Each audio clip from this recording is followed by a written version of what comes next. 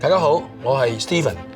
我大學咧係讀土木工程嘅，後來俾會計專業嘅多元發展吸引。會計師嘅舞台可以好大，由稅務、諮詢、融資、併購、企業管理，甚至投資行業咧都可以發揮所長嘅。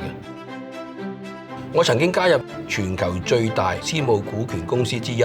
TPG， 擔任佢亞洲區嘅董事總經理，主導多項重大交易。後來咧，我喺 MTR 咧出任財務董事，為一間參與公營事業嘅企業妥善管理資源，更深刻體會到會計師唔只係做核數，更可以藉住管治能力、商業洞察，提供戰略指引。終身學習同埋擁有國際視野係保持競爭力嘅關鍵。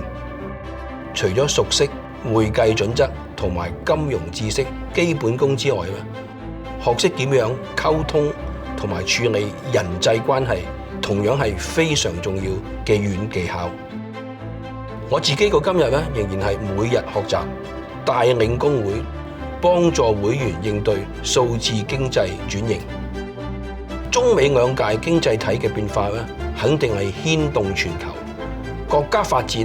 亦都同香港息息相關。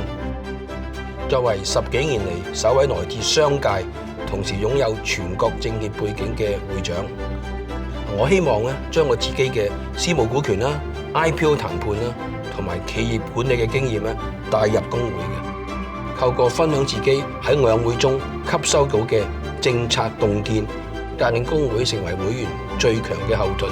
一齊鞏固香港作為國際金融中心嘅地位。